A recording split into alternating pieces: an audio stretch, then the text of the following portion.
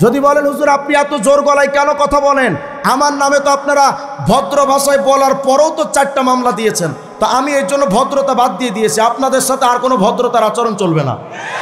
এখন কথা বলবি জুতা পিটা হবে, কথা বলবি মুসলমানদের পিঠের চামড়া তুলে ফেলবে তোদের। বলেন কাদিয়ানীদের সাথে মুসলমানের কোন আপোষ হতে পারে? যারা কাদিয়ানীদেরকে কাফের বলতে চায় না তারাও কাফের। মির্জা কাদিয়ানী এক জায়গায় বলেছে যে তার বিরোধী যারা তারা নাকি হারামজাদা। আমরা কাদিয়ানীদের কাফের কইলে ওনাদের সহ্য হয় না, কাদিয়ানীরা ওদেরকে হারামজাদা বললে খুব মজা লাগে। কথা কয় না? আমাদের দাবিতে মির্জা কাদিয়ানীর ফতুয়ায় যারা কাদিয়ানীকে কাফের মনে করে না তারা হারামজাদা। কথা কয় না? সুতরাং ক্লিয়ার কাট কথা, বাংলাদেশে আর একটা সংগঠন কাজ করে, এদের নাম হলো হেজবুত টাউট। কি নাম? হেজবুত টাউট। এই টাউটদের নেতা হলো টাউট সেলিম।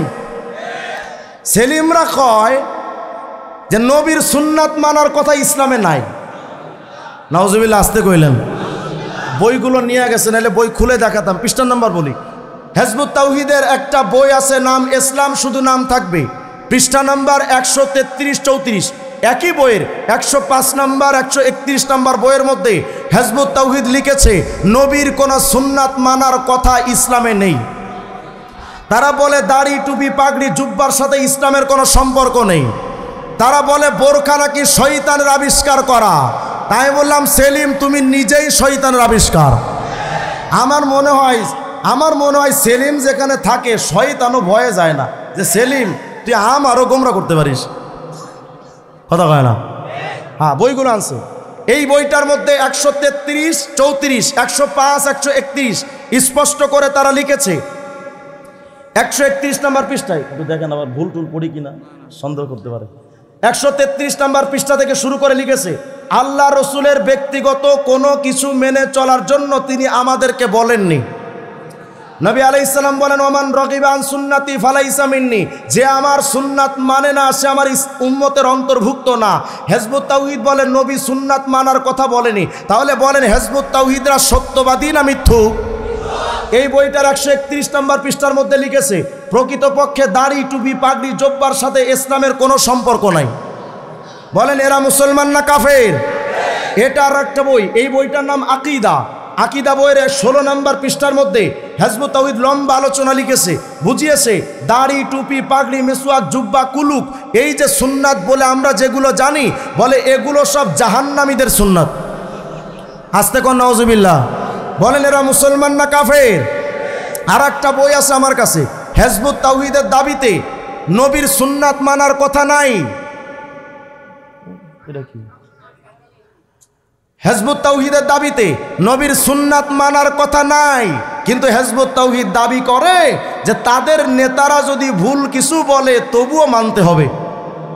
এটা হলো ইসলামের প্রকৃত রূপরেখা। এই বইটার 54 নাম্বার পৃষ্ঠার মধ্যে হেজবুত তাওহীদ লিখেছে নেতার আদেশ যদি ভুল হয়, ভুল মনে হয়, তবুও তা দ্বিধাহীনভাবে পালন করবে। নবীর সুন্নাত মানার দরকার নাই, কিন্তু তাদের নেতাদেরকে মানতে হবে। বোঝা গেল তাদের দাবিতে তাদের নেতারা নবীর চাইতে দামি। হ্যাঁ, এটাই সত্য। শুধু তাদের নেতারা দামি না।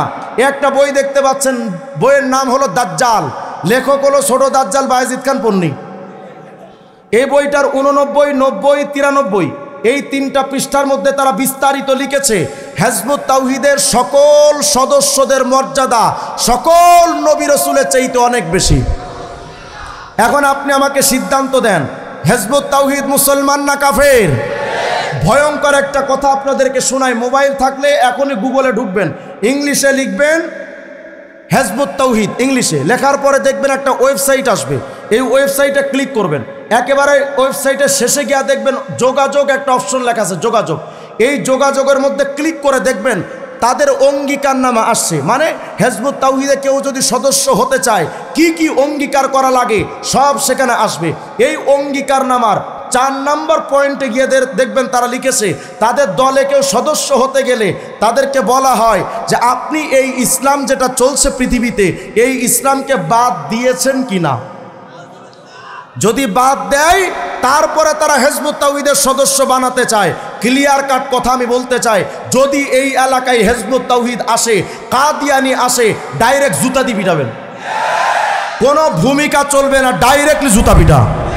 যদি বলেন হুজুর আপনি এত জোর গলায় কেন কথা বলেন, আমার নামে তো আপনারা ভদ্র ভাষায় বলার পরেও তো 4টা মামলা দিয়েছেন, তো আমি এর জন্য ভদ্রতা বাদ দিয়ে দিয়েছি, আপনাদের সাথে আর কোনো ভদ্রতার আচরণ চলবে না। এখন কথা বলবি জুতা পিটা হবে, কথা বলবি মুসলমানদের পিঠের চামড়া তুলে ফেলবে তোদের। মুসলমানরা তোমাদেরকে বাংলাদেশে, আরে আপনারা ভাবতেছেন হুজুর ওরা তো এলাকায় নাই, কখন জানি হুটহাট করে আপনাদের মধ্যে ঢুকে পড়বে, আপনারা নিজেরাও টের পাবেন না। তৈরি থাকবেন ইনশাল্লাহ। হিজবুত তাওহীদকে প্রতিহত করা এটা নেতাদেরও দায়িত্ব, চেয়ারম্যান সাহেবের দায়িত্ব, মেম্বার সাহেবের দায়িত্ব, কাউন্সিলরের দায়িত্ব, এমপিদের দায়িত্ব, সরকারের দায়িত্ব। যদি আপনারা পালন না করেন তো মনে রাখবেন কিয়ামতে আল্লাহর আদালতে আপনাদেরকেও দাঁড়াতে হবে। তৈরি থাকবেন ইনশাআল্লাহ। আবার কিছু কিছু মানুষ সমাজে, আমি শুরুতে বলেছিলাম নবীর সুন্নাতের বিকল্প অন্য কিছু মানা যাবে, নবীর সুন্নাত বাদ দিয়ে কোনো পীরকে মানা যাবে। সমাজের মধ্যে অনেক পীর আছে যারা কয় যে শুধুমাত্র দলিল, এটা কোন আয়াত? হায় হায়, একটু আগে যে গানটা ওদের শোনালাম আপনাদের, ভাবতেছেন গানটা তো শুনতে কত চমৎকার, কত বড় কুফরি। তারা বলে যদি কেউ বাবা বাবা জিকির করো দই ছাড়া মাখন খেতে পারবা, মানে বাপের পীরের কথাই যদি কেউ চলে শরীয়ত ছাড়া মারেফত পাবে। অথচ শরীয়ত মানে আল্লাহর বিধান, নবীর বিধান, সাহাবীদের আমল। যদি কেউ শরীয়ত বাদ দেয় সে কি মুসলমান না কাফের? ভণ্ড পীরেরা কয় আমরা সব কিছু বাদ দিয়েছি, শুধু মারেফতটা নিয়ে। এখন এরা মনে মনে ভাবে, এরা বলেও যে পীরের কাছে মুরিদ হলে জান্নাত কনফার্ম। গান বানাইছে কয় কেরামান কাতিবিন রোজ হাসরের দিন আল্লাহর কাছে যদি করে অভিযোগ, আমি বলবো দুনিয়ায় ছিলাম ল্যাংটা বাবার লোক। আমি মনে মনে ভাবলাম তুই ল্যাংটার মুড়ি তার সেরা হয়ে যদি গান বানাইতে পারোস, আমিও কৌমির বলা বিখাউস কম না, আমি একটা বানাইছি, কই থাক পরে সমালোচনা করবেন। কেরামান কাতিবিন পাইবে যেদিন তোরা যারা ছিলি ল্যাংটা বাবার লোক, তোদের জুতা মাইরা কইব জাহান্নামে ঢোক। গানটা তো এমন হওয়ার কথা, কেরামান কাতিবিন রোজ হাসরের দিন আল্লাহর কাছে যদি করে অভিযোগ, আমি বলবো দুনিয়ায় ছিলাম মুহাম্মাদের লোক। मोमिन जो फिदा नक्श काफे पाया नबी हो ज़ीर कदम आज भी आलम का खजीना, साहिल से लगेगा कभी मेरा भी सफीना, देखेंगे कभी शौक से मक्का व मदीना, गर सुन्नत नबवी की करे पैरवी उम्मत, तूफान से निकल जाएगा फिर उसका सफीना। अल्लाहु अकबर। শেষ কথা, নবীর সুন্নাত মানার দরকার আছে না নাই? যারা নবীর সুন্নাত মানে না মুসলমান না কাফের? মুসলমান না বেঈমান? নবীর সুন্নাত যারা মানে না জান্নাতি না জাহান্নামী? অনেক ভণ্ড পীররা কয় শুধু ফরজ হলেই তো চলে, সুন্নাত দরকার কি? আছে না এমন ভণ্ডরা? আচ্ছা আপনাদের দিকে আলু চাষ হয়? আলু চাষ, আলু লাগানোর পর দেখবেন ওখান থেকে গাছ বের হয় না? আর কথা কয় না, গাছ বের হয় কিনা? গাছ বের হয়। এখন এই গাছটা যখন বের হয়, আপনার বাড়ির আঙিনার পাশেই যদি কোনো চাষ হয় এমন যেখান থেকে আলু গাছ বের হয়েছে, এখন চাষি কি করে? ওই আলু গাছের ক্ষেতটাকে চতুর্পাশে একটা ঘেরাও দেয়। আপনাদের দিকে দেয় না? এদিকে তো খ্যাতই নেই। গ্রাম অঞ্চলে খ্যাতে এরকম চতুর্দিকে বেড়া দেয় না? কি কয় এটারে? খ্যাত। আরে খ্যাত তো বলে। এই যে বেড়াটা দেয় এটার নাম কি? বেড়া। বেড়া। এই যে বেড়াটা দেয়, মনে করেন আপনাদের এলাকায় কেউ আলু চাষ করে তার জমিতে এমন বেড়া দিচ্ছে, হঠাৎ করে ওখানে মিস্টার হিরো আলম সাহেবের আগমন। হিরো আলম আইসা কয় চাচা তুমি কি করো? কয় কি করি মানে, তুমি দেখো না আলু গাছ লাগিয়েছি, গাছ বের হয়েছে, আমি ঘেরাও দিচ্ছি, গরু ছাগল আসলে বড্ড সমস্যা। এখন হিরো আলম কয় চাচা তোমার মাথা কি ঠিক আছে? কয় কেন? তোমার দরকার হলো আলু, ও তো ভেতরে আছে, তোমার পাতা দরকার কি? পাতা করবা কি তুমি? পাতা খাইলে গরু ছাগলে খাইবে, আপনার সমস্যা কি?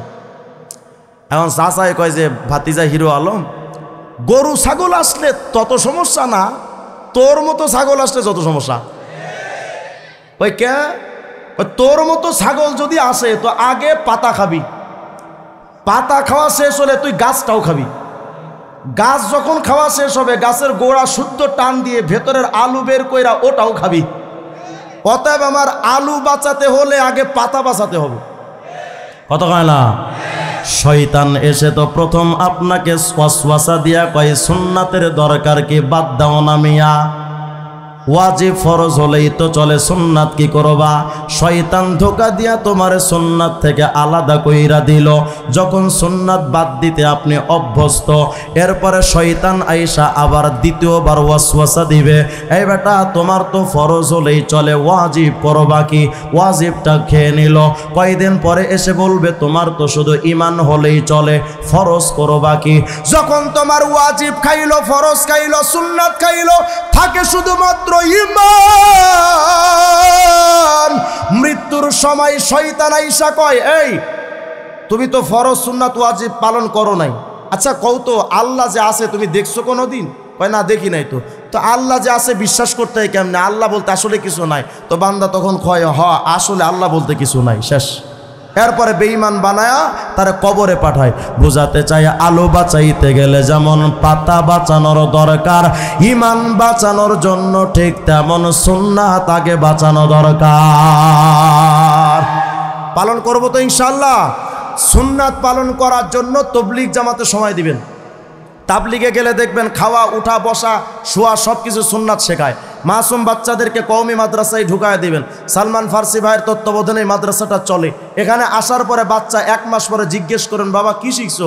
বলে, আব্বু আমি অজু সুন্নাত, গোসলের সুন্নাত সব জানি। কত কয় না? অতএব আমাদের মিশন হওয়া দরকার সুন্নাতের মিশন।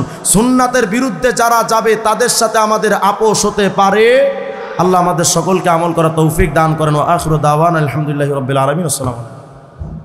আলহামদুলিল্লাহ, আমরা সকলেই